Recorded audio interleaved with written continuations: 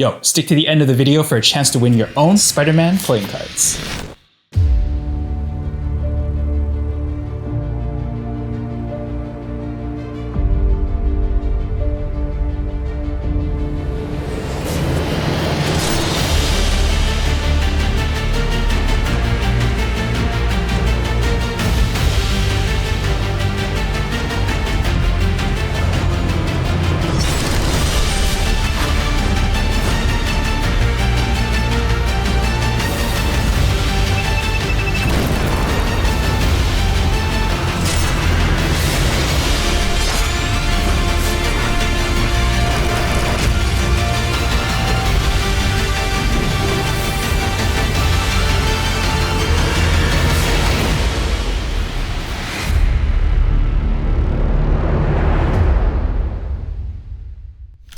Yo, it's Herman here, and welcome back to the channel where I share my experience in creating dope short form content. Have you ever wondered what an Avenger would look like if it was a deck of playing cards?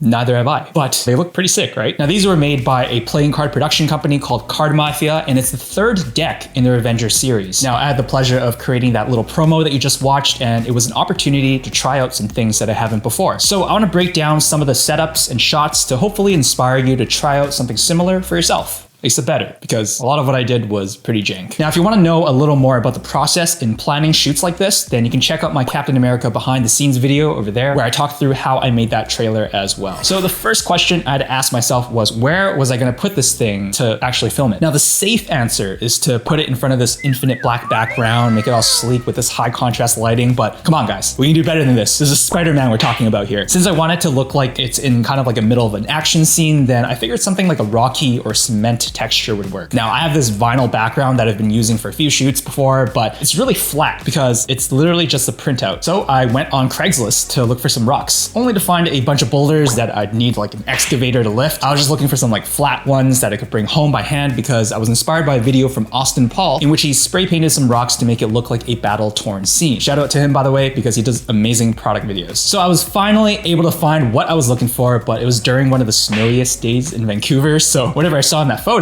was buried in snow. Everything in the yard was frozen. So I had to wait for like 2 weeks before making my way over to this stranger's house, in which I hope that I didn't get kidnapped because all I had was maybe a tripod to defend myself from serial killers. And I spray painted the rocks black, and ta-da, we got 3D rocky textures with these legitimate rocks. But just rocks isn't quite enough, so I figured that adding some webs to the scene would be that cherry on top. Now, I had to do some research for this, and every time I looked up spider webs, there would inevitably be pictures of spiders. And I f***ing hate spiders. They're literally my worst fear. So every time I Googled or YouTubed something, I had to look away and just kind of like rely on my peripheral vision. Now, I found out there were these web guns that you can buy, and they're for like Halloween decorations and haunted houses, but I didn't think it would arrive on time. So I went with this YouTube tutorial, which was an absolute lifesaver because it did exactly what I wanted for an extremely low budget. It's just basically pouring rubber cement into a container, you just poke a hole in it, you attach it to a drill with a fan, the drill goes I can't do the sound.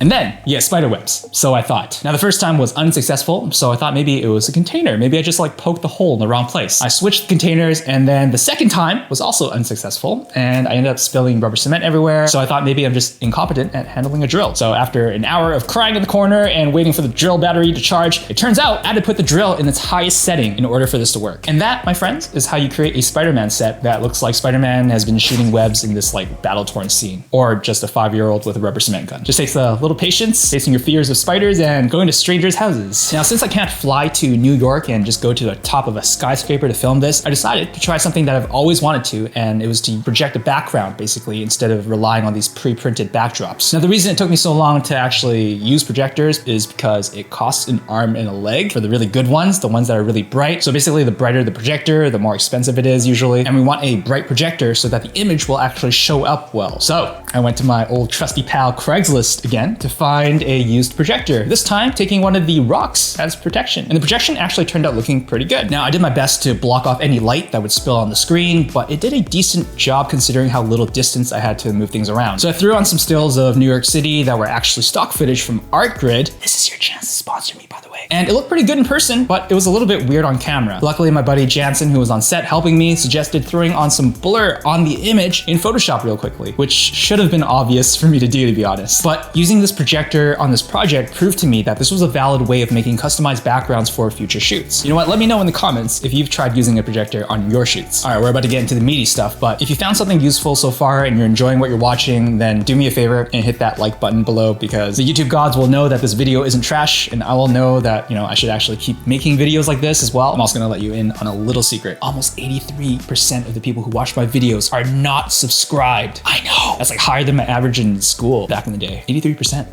Maybe my parents would be more proud of me. But seriously, make sure to hit that red subscribe button if you'd like to see more from me, and it really does make a difference for me and what I put out on this channel. Now, some of you have commented that you would have loved to see a VFX breakdown in some of my previous behind the scenes videos, and I've been shying away from them because there's just always a lot to unpack. But I think it's finally time to dispel some of the mystery behind some of the shots that you saw in the trailer. I feel like a magician revealing his secrets, except I won't be burned at a stake because the only magic here is the magic of video editing. Now let's go chronologically from the beginning of the trailer to the end, because any other order will probably throw me off.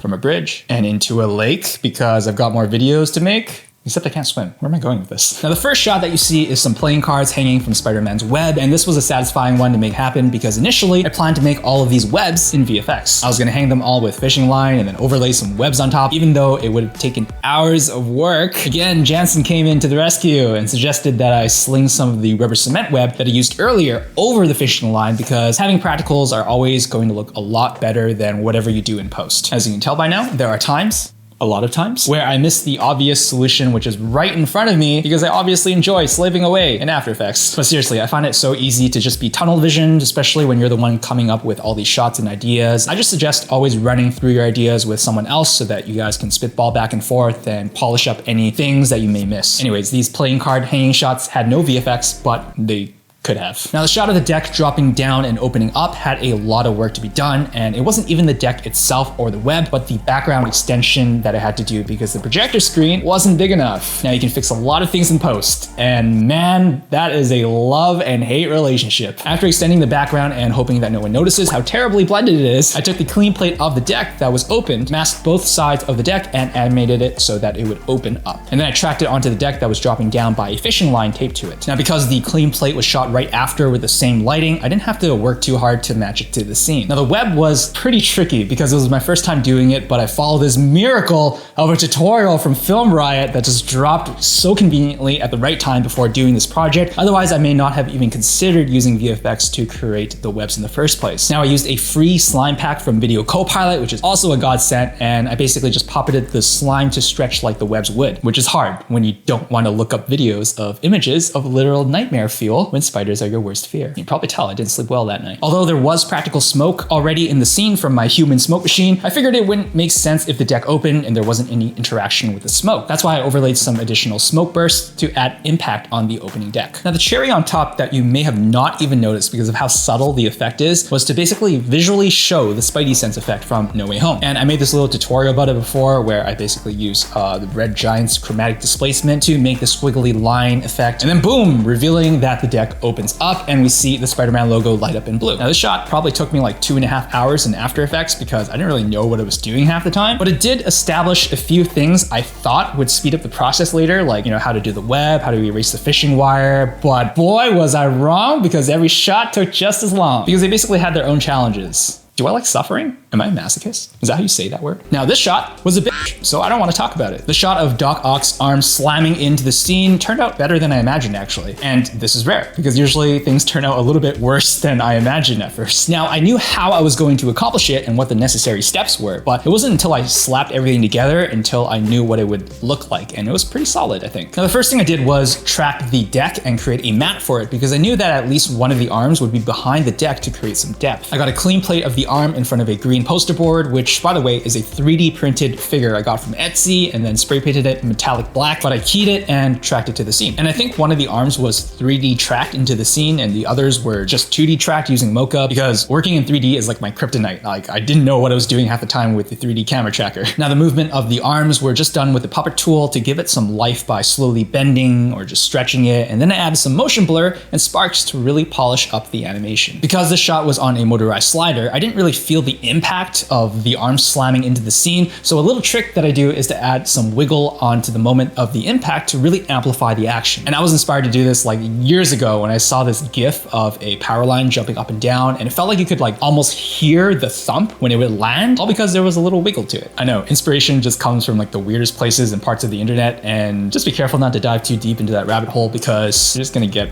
weird, inappropriate Shrek memes. The instant kill eyes on Spider-Man also turned out a little bit better than I expected, because this is what it originally looked like, which I shot on a probe lens and slider to get that unique distortion while the camera was pushing in. So what I did was reverse stabilize the eyes so that I could easily mask it, and then I created a red solid for the eyes, added a glow, and then threw on this hexagon grid sort of graphic on top. Now I make it sound really straightforward, but there was a lot of playing around back and forth with things like how dark I should have the eyes, how much warp I should apply to the hexagons because the eyes were a little bit round on the surface. Now the next shot where the Iron Spider legs come out is really similar to the Doc Ock shot, where I basically got a clean plate of a leg, tracked it to the deck, and then puppeted it to give it some life. Again, it's facing my fears because the legs were creepy as f to me. And then finally, I basically just changed the hue of the blue light to red to signify that it's entering instant kill mode.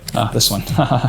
Oh boy, it's not a flashy shot, but there were quite a few things going on. So I shot this movement on an electronic slider 3 times. The first time with the deck sitting there and then just knocking it back a little bit as if the web shot and hit it. The second time with my arm reaching for it as if I'm Doc Ock wearing a coat. And then the third time, just a simple clean plate in case hits the fan. There was also a fourth shot of the deck just being moved away as if it was being grabbed by the web, but I didn't do that on the slider, I think. Now, all I really did was match the timing of the 3 shots and then masked it so that the hand would go in to grab the deck the moment that it was pulled away. But for some reason, when I did the web pull, After Effects would give me these errors left and right, and basically it just looked like this jumbled mess all the time, even though I was following the Film Riot tutorial to the T. So I had to do this about like 3 times before I got it to look somewhat decent. Now, you might have noticed that my hand is not naked in the final shot, and this was a slight oversight on my part, because I wanted to differentiate the Green Goblin's glove from Doc Ock's hand, and then noticed that Doc Ock didn't wear gloves, so I thought it'd be okay. It wasn't okay. And I didn't have leather gloves like Doc Ock's, so I had to put on this like black latex glove, film the same movement in front of a green poster board, erase my hand from the scene, good thing I had that clean plate, and then tracked in the new hand into the scene. All this for just a little over 1 second of a shot. Do I like suffering? So hopefully you found all of that helpful. I know it's not like an incredibly detailed breakdown, but it would have taken like literal hours to go through absolutely everything. Now I want to share an anecdote from this project that was a great example of a line from one of my film school instructors, and it was that sometimes you gotta kill your babies.